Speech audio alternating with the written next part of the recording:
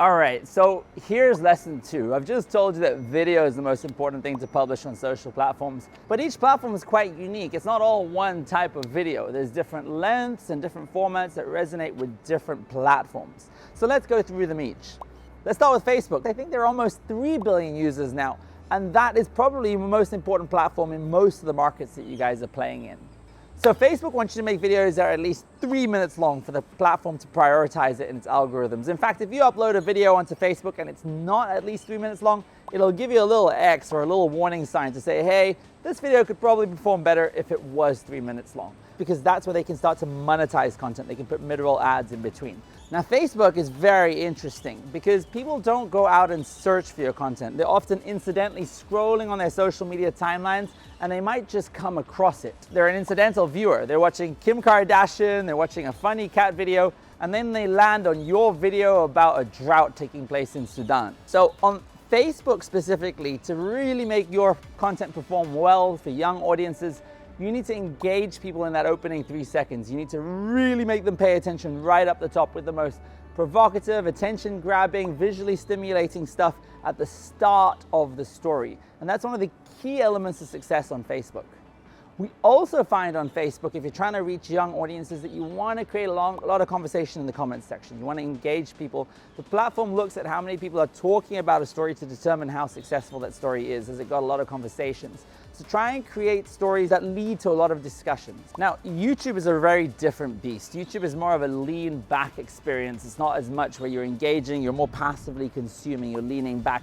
And on YouTube, we tend to see videos that are as long as 10 minutes that are performing well. That seems to be the golden number with a lot of vloggers and content creators. YouTube, unlike Facebook, often relies on people searching out your content, right? It's the second biggest search engine in the world after Google. So you've got to have very searchable terminologies when you're trying to find stories on YouTube. So really give consideration to what are people going to search when they come across your story on YouTube. Instagram has moved into a very interesting space when we think about video. They've recently combined IGTV with the regular feed videos. So now you can put longer form videos on your feed. But the actual attention that's taking place on Instagram is not so much on the feed down the bottom, it's on the Instagram stories up the top, those little circles that you see. And that should be a real focal area for you if you're planning to publish for younger audiences. They tend to consume more of the stories format than they do the feed.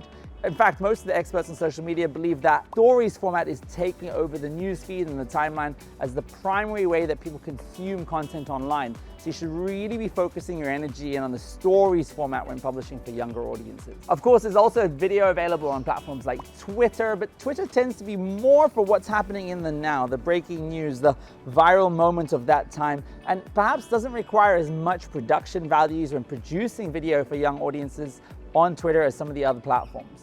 And my love is Snapchat. We publish 9 shows on Snapchat, and Snapchat is a video-first platform, but it's a highly interactive one. It's clickable like the stories format, it's vertical video, it's very orientated to young audiences. For us, videos that are between 3 to 5 minutes tend to do really well on Snapchat. But again, much like Facebook, appealing to audiences right up the top is really important. One of the big considerations for Snapchat, but across all of the social apps when you're thinking about video, is watch time and retention. Social media platforms are able to decide whether a piece of content is legitimately good or if it's high quality based on how long people watch for. If they only watch for the first second and they drop off, it was probably quite clickbaity and didn't have much substance. But if people keep watching for a minute, 2 minutes, 3 minutes, get 60, 70, 80% of the video completed, it's a much better quality piece of storytelling, and it probably delivered on the headline and the thumbnail that it promised.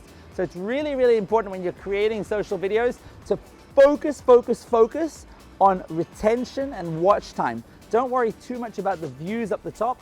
Worry more about how much people are watching into the story, whether they're really invested in that content. So guys, that was a few specifics on each of the social media platforms, how they perform different when it comes to video. But as I said, the major focus across all of them is video.